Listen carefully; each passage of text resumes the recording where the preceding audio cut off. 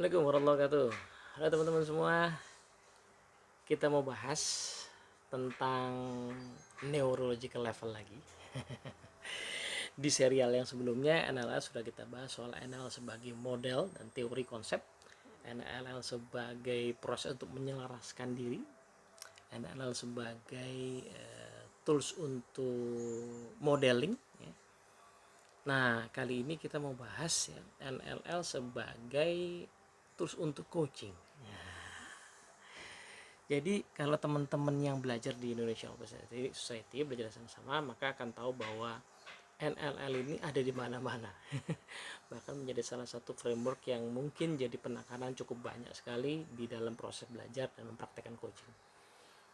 Nah, tapi bagi sebagian teman-teman yang belum paham apa itu coaching atau mungkin belum pernah juga belajar NLP, saya kasih overview sedikit ya. Gitu. Nanti insya Allah kita akan bikin serial coaching with NLP juga. Oke, jadi ceritanya begini ya, coaching itu adalah proses untuk memfasilitasi, membantu, mendampingi ya, seorang untuk bisa mencapai goalsnya, yang mana goalsnya itu adalah goals yang memungkinkan dia untuk mengoptimalkan potensinya. Jadi saya suka bikin analogi sederhana begini, kalau orang itu lagi di kondisi negatif itu definisinya punya masalah psikologis ya, depresi ya, trauma, fobia yang berat sekali sehingga belum bisa berfungsi normal, maka dia perlu dibantu untuk menormalkan, menyehatkan dirinya. Nah, itu prosesnya namanya psikoterapi gitu. Nah, NLP juga bisa diaplikasikan buat psikoterapi gitu ya, tapi psikoterapi sendiri punya banyak sekali pendekatan. Nah, orang-orang yang seperti kita yang baik-baik saja, tidak punya masalah psikologis yang terlalu berat sehingga mengganggu keseharian kita, itu ada dua macam. Ada kondisi di mana kita itu perlu belajar sesuatu yang kita memang belum punya basic apapun tentang hal itu. Misalnya ya, saya mahasiswa, kemudian masuk kerja di bidang sales. Even saya sudah pernah kuliah manajemen, belum tentu saya bisa langsung jualan, ya kan? Maka dari itu saya diberikan biasanya pelatihan, training untuk bisa menjual secara praktikal, gitu. Ya, kenapa diberikan begitu? Karena saya nol, kompetensi saya masih belum ada. Nah, orang yang normal, sehat, tapi belum kompeten, maka diberi pelatihan supaya bisa kompeten. Nah, pelatihan ini ada dua macam. Ada pelatihan yang basic, yang standar tadi, biasanya itu kita sebut sebagai training. Tapi ada pelatihan yang sifatnya itu belajar ilmu-ilmu yang apa, yang subtil gitu ya, yang adanya di pengalaman. Nah, itu biasanya orang yang perlu belajar begini akhirnya tidak bisa ikut kelas yang massal. Dia akhirnya harus belajar langsung sama orang-orang tertentu, mendampingi orang tersebut di lapangan untuk kemudian menggali ilmu-ilmu lain. Nah, tapi kalau nature-nya masih mengajari, maka itu namanya mentoring. Nah, jadi ada training sama mentoring, itu nature-nya sama, cuma jenis ilmunya berbeda. Nah, menariknya kita sering mendapati bahwa ada orang-orang yang secara basic kompetens udah punya, sehingga seringkali dia kalau mau growing lebih tinggi lagi tidak perlu ilmu tambahan secara signifikan. Yang diperlukan adalah proses untuk mengasah dirinya ya, untuk mencapai tujuan yang lebih tinggi lagi. Nah, proses inilah yang disebut sebagai coaching gitu ya. Nah, dulu banget coaching itu nggak seperti ini definisinya, tapi sekarang sudah mengarah ke seperti ini. Maka di coaching itu nanti metodenya, coaching yang belakangan ini berkembang ya, metodenya lebih banyak menggunakan metode inquiry. Jadi bagaimana memancing ya coachee atau klien untuk bisa menemukan sendiri pemikiran, solusi, insight-nya. Nah, makanya tidak heran kalau kemudian di coaching itu yang paling banyak digunakan adalah menggunakan metode pertanyaan. Meskipun tidak semua yang pakai pertanyaan itu coaching ya. Gitu, oke. Nah, itu coachingnya. Nah, menarik sekali bahwa saya dapati coaching ini sangat erat dengan NLP karena punya spirit yang sama, yaitu membantu orang untuk mencapai keunggulan, mencapai pertumbuhan yang tertinggi dalam hidupnya. Nah, neurological level, setelah kita pelajari teorinya, kan kita paham bahwa ini adalah cara untuk kita bisa menyelaraskan diri, tapi juga sekaligus kita juga bisa memodel keahlian orang lain kan, gitu. Nah, tapi kalau kita memodel kalian orang lain, sebenarnya kita baru sampai pada menggunakan apa yang sudah tersedia. Jadi orang lain itu udah punya kalian, kita pakai. Jadi kalian itu sudah ada, terus kita pakai. Belum tentu jadi milik kita, tapi at least kita udah dapat ilmunya. Nah, padahal coaching sendiri mengatakan bahwa kita tuh punya potensi untuk mencapai masa depan yang kita belum tahu sekarang. Ya, tapi dia possible ada. Nah, maka sifat coaching itu konstruktivis. Ya, bagaimana kita bisa mengkonstruk the future, gitu ya, menciptakan, membangun masa depan. Nah, maka penggunaan NLP dalam coaching tentu agak berbeda dengan ketika kita melakukan modeling atau ketika kita hanya melakukan penyelarasan biasa, gitu ya. Nah, tapi apapun nama prosesnya, sebenarnya intinya coaching itu sama dengan proses lain, yaitu intinya membantu orang untuk berubah. Benar kan ya? Berubah dari apa? Dari kondisi sekarang ke kondisi yang diinginkan. Dalam NLP disebut sebagai present state, kondisi sekarang, ke desired state, kondisi yang diinginkan. Nah, kalau teman-teman udah belajar NLP atau sudah nonton video-video saya yang awal-awal di NLP tentang human model of the world misalnya, bahwa state dalam NLP itu itu bahan baku, energi, bensinnya tindakan. Jadi tindakan kita yang nantinya jadi habits itu digerakkan oleh state, internal state, atau dalam bahasa sederhana ya saya suka ngajarin pakai kata perasaan aja lah gitu ya. Sementara ini begitu. Gitu. Nah, jadi sebenarnya proses coaching adalah proses membantu orang untuk berpindah dari state lama ke state yang baru. Nah, misalnya saya itu di coaching untuk meningkatkan kemampuan kepemimpinan saya. Tepatnya adalah kemampuan saya untuk, misalnya ya kan kompetensi kepemimpinan banyak tuh, tapi salah satu yang saya perlu kembangkan misalnya kemampuan untuk mendengar lebih banyak, karena saya misalnya kebetulan punya kecenderungan untuk bicara yang sangat tinggi. Nah, saya pengen mengembangkan kemampuan mendengar supaya bisa kasih kesempatan tim member saya untuk mengemukakan ide-idenya dan growing as a team. Nah, saya kan bukan yang nggak tahu cara mendengar, ya kan. Jadi secara kompetensi saya nggak perlu training lagi, ya kan. Cuman sepertinya ada sesuatu dalam diri saya yang menghambat saya untuk bisa mendengar lebih banyak. Gitu. Sebaliknya ada state dalam diri saya yang cenderung membuat saya itu pengen bicara, pengen memotong pembicaraan, misalnya gitu. Nah, dalam coaching kondisi ini kenali, ya, state apa yang menghambat Anda mendengar, itu present state ya. Dan kalau nanti Anda pengen bisa mendengar, maka kira-kira perlu state apa?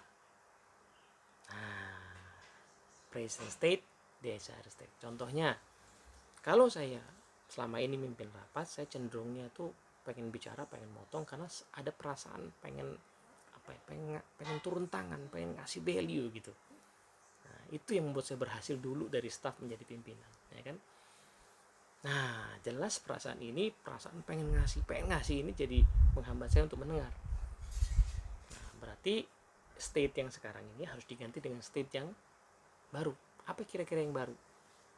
Misalnya setelah diskusi ya ketemulah kayaknya saya itu pernah ya mengalami saya mendengar, menyimak orang dengan baik ketika state saya itu adalah knowing nothing. Saya merasa saya benar-benar pengen belajar, saya benar-benar pengen paham. Nah, gitu. Jadi bukan soal mendengar, tapi saya pengen paham, saya pengen dapat ilmu baru, pemahaman baru, angle baru dari orang yang mungkin berkebalikan dari saya. Nah, ini kan beda nih antara pengen ngasih value dengan pengen paham, kan beda nih, ya kan? Nah, maka kita juga ingat ya di dalam Human Model of the World NLP itu ada bahasan bahwa internal state digerakkan atau dipicu oleh internal representation. Ya, dalam bahasa mudahnya digerakkan oleh pikiran. Gitu. Nah, kita juga tentu ingat bahwa dalam bahasan neurological level yang awal tuh videonya, bahwa pikiran itu ya menurut konsep NLL tidak satu jenis tapi banyak jenis dan sepertinya berlapis-lapis Gitu. Maka sebenarnya saya ini di kondisi sekarang sulit mendengar ini, pengennya ngomong, pasti karena ada internal rep saya yang berlapis-lapis tuh. Jadi ada seluruh level NLL ada di situ. Ya kan? Lingkungan, perilaku, kemampuan, kemudian keyakinan, identitas, misi, ada semua di situ.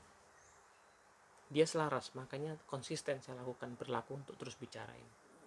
Sementara itu, perilaku yang baru, state yang baru, belum punya internal rep yang selaras. Masih ada yang bolong. Misalnya, di perilaku bicara, saya punya keyakinan bahwa bicara itu bukan soal bicara. Saya cuma pengen ngasih value, saya pengen ngasih value edit ke diskusi itu. Penting buat saya ngasih value edit. Kalau saya punya sesuatu, ya kenapa nggak dikasih sih? Kenapa saya tahan-tahan gitu? Nah, sementara di perilaku mendengar, keyakinan yang saya punya mungkin malah nggak membuat saya mendorong saya mendengar, tapi justru belum kuat ya untuk membuat saya mendengar. Misalnya keyakinan adalah, nanti kalau saya dengar-dengar aja, saya nggak ngasih value, terus apa gunanya saya ada di situ? Nah, gitu. Kalau saya mendengar, nanti saya dikira setuju. Nah, ya kan, ini adalah keyakinan yang justru menghambat. Gitu kan? Jadi kalau digambarkan ini presence PS, ini DS, ini ada internal representation.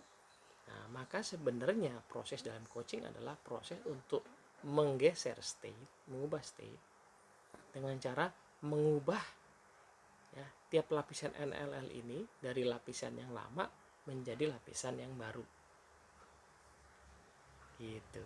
Dari keyakinan yang lama ke keyakinan baru, identitas diri yang lama ke identitas diri yang baru, dari niat misi yang lama ke niat misi yang baru. Gitu ceritanya. Nah, tentunya modelnya adalah pertanyaan, ya, inquiry gitu ya. Jadi nanti biasanya kalau kita belajar coaching, maka NLL ini akan menjadi framework untuk bertanya. Nah, framework untuk bertanya. Jadi di level perilaku misalnya, kita bisa menggali apa kira-kira perilaku yang selama ini memicu kebiasaan untuk bicara. Nah, berarti nanti kalau seandainya saya mau mendengar, maka perilaku pemicu apa yang akan mengingatkan saya untuk mendengar. Gitu. Misalnya kalau saya bicara tuh saya cenderungnya maju ke depan. Nah, kayaknya kalau saya mau mendengar, saya harusnya relax duduk ke belakang. Tangan saya yang tadinya skeptis begini ya, saya lepas. Gitu, relax. Saya relaxin tubuh saya. Misalnya begitu. Belief saya soal ngasih value. Nah, saya mesti cari belief yang baru. Apa kira-kira misalnya? Apa keyakinan yang perlu saya miliki tentang mendengar itu? Nah, mendengar itu memahami, mendengar itu memperluas perspektif, mendengar itu meningkatkan trust karena orang merasa dihargai. Mendengar itu justru saya akan nanti bisa kasih value edit nantinya yang lebih baik kalau saya sudah memahami secara utuh dulu, nggak saya potong. Nah, gitu misalnya. Nah, identitas diri. Ya, kalau di sini identitas dirinya mungkin saya adalah expert, ahli, bos. Di sini saya adalah, loh kan ini bukan tentang saya, ini tentang tim member saya. Saya pengen growing mereka, saya pengen kasih kesempatan mereka untuk bertumbuh, untuk berkembang. Saya harus memberikan kesempatan mereka untuk salah, untuk bereksperimentasi. Karena sayalah guru mereka, sayalah ayah mereka, sayalah mentor mereka. Nah, identitas dirinya jadi berkembang ya. Ini mungkin akan mendorong kita untuk mendengar. Oke, nah di level spiritualitas, misi, bisa jadi connect tuh menariknya. Di sini saya pengen kasih value, ya saya pengen bermanfaat. Di sini juga saya pengen bermanfaat. Tapi barangkali nanti kita akan ketemu ya niat yang lain. Apa tuh niatnya? Misalnya kemungkinannya ya, bahwa kenapa sih saya mau mendengar? Saya ingin berlatih mendengar, saya ingin membiasakan diri mendengar. Niatannya apa? Ya, niatannya adalah misalnya ya, membuat orang itu merasa berarti. Membuat orang itu gini, mendengar adalah part yang paling susah saya praktekkan. Padahal itu paling penting untuk membuat saya bisa menemukan titik mana saya bisa mengembangkan tim member saya lebih jauh, titik mana saya bisa menganalisa apakah tim member saya bisa dilepas atau saya mesti dampingi dulu. Nah itu kalau nggak pakai mendengar, nggak pakai memahami, maka akan sulit untuk saya bisa secara presisi memahami tim member saya, dan artinya saya juga ya tidak akan secara efektif ya, menumbuhkan mereka, memberikan kesempatan mereka berkembang, membahagiakan hati mereka. Nah gitu. Itu cuma contoh ke possibility jawabannya. Itu nggak mesti begitu jawabannya, tapi ini possibility jawabannya. Jadi neurological level di praktek lama coaching prosesnya seperti itu ya. Jadi kita tetap harus menggali dulu ya present state-nya apa, desire state-nya apa. Sebelumnya tentu digali lagi perilaku apa yang mau diubah itu tepatnya. Nah, kemudian habis itu ya digali internal rep-nya. Ya, mana lapisan-lapisan lama yang menghambat, dan kemudian dieksplorasi mana lapisan-lapisan pikiran baru yang perlu dimiliki, perlu diadopsi. Nah, ketika menarik untuk dicermati bahwa Robert Dills itu suka menyandingkan antara coaching dengan modeling. Jadi antara coaching sama modeling. Dulu saya bingung ya, kenapa itu dilakukan gitu. Nah, setelah saya pelajari lagi, sepertinya ya, ini yang bisa saya pahami mungkin begini. Kan tadi DS-nya, desire state-nya itu kita harus menggali ininya kan, menggali pemikiran baru, struktur pikiran baru kan.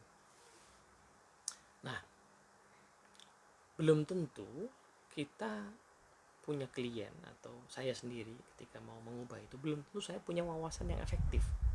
Belum tentu saya sudah nemu keyakinan apa yang efektif. Belum tentu saya udah nemu identitas diri apa yang efektif. Belum tentu saya sudah nemu misi apa yang efektif. Ya kan? Bisa jadi wawasan saya masih terbatas gitu. Nah, di momen itulah sebenarnya proses coaching bisa berdampingan dengan proses modeling. Apa itu? Ya kita memodel dong keyakinan dari orang yang sanggup ya mencapai tujuan itu yang kita inginkan tadi. Kalau saya punya leader yang yang bisa mendengar dengan baik, maka kira-kira apa beliefnya dia, apa identitinya dia, apa misi spiritualitasnya dia. Saya bisa mengajak klien saya untuk menggali hal itu dari modelnya, kemudian dicoba diadopsi. Nanti dalam coaching, kalau di coaching ada kompetensi yang namanya coaching tools ya, ada tools NLP yang bisa dipakai buat menginternalisasi ide-ide yang didapat dari luar ya. Jadi ide-ide dapat dari luar bisa diinternalisasi itu. Nah, coach juga bisa ya kemudian mendampingi kliennya menginternalisasi ide-ide yang baru didapatkan tadi. Nah, jadi kalau orang memang masih kesulitan mendapatkan ide-ide pemikiran yang bisa membantu dia geser, ya lakukan proses modeling ya kan, lakukan proses modeling terhadap orang lain yang bisa, yang kira-kira punya atau sudah mencapai tahapan perilaku yang diinginkan, atau sudah mencapai goals yang dia inginkan gitu. Kalau saya misalnya pengen di coaching dari seorang karyawan, pengen punya bisnis misalnya, saya sudah belajar ilmu-ilmu bisnis, tapi misalnya saya masih punya keraguan, ya saya berarti kan belum punya state tuh untuk confident untuk bisa memulai kan. Maka saya bisa memodel ya, bisa di coaching untuk memodel orang lain yang sudah punya state itu ya, mungkin bukan langsung model para bisnis yang sudah mumpuni karena mungkin terlalu jauh gapnya. Kita bisa aja memodel teman kita yang sudah lakukan yang kita ingin lakukan, teman kita yang masih karyawan ya, dia punya bisnis, dua-duanya bisa jalan sama-sama bagus, tidak ada salah satu yang terbengkalai misalnya, bisa dimodel, kemudian diambil ya beliefnya, diambil identity, diambil spirituality-nya untuk kemudian diinternalisasi. Nah gitu kira-kira teman-teman penggunaan neurological level untuk coaching. Nah sebenarnya dalam konteks yang lain juga bisa nggak NLP buat training? Bisa, karena sebenarnya materi training itu harusnya mencakup keseluruhan level dalam NLP. Kenapa? Kan materi training realnya adalah tindakan ya kan, action plan. Padahal action plan itu perlu state untuk menjalankannya, perlu pikiran untuk memicunya ya kan, perlu niat, intention, spirituality untuk mendorongnya. gitu kan. Nah, jadi sebenarnya training apapun, even yang teknikal sekalipun, saya pikir harus memuat seluruh unsur dalam ML kalau mau efektif dijalankan, menurut saya begitu. Karena ilmu teknikal itu kan ilmu tentang perilaku yang menggerakkan apa, state.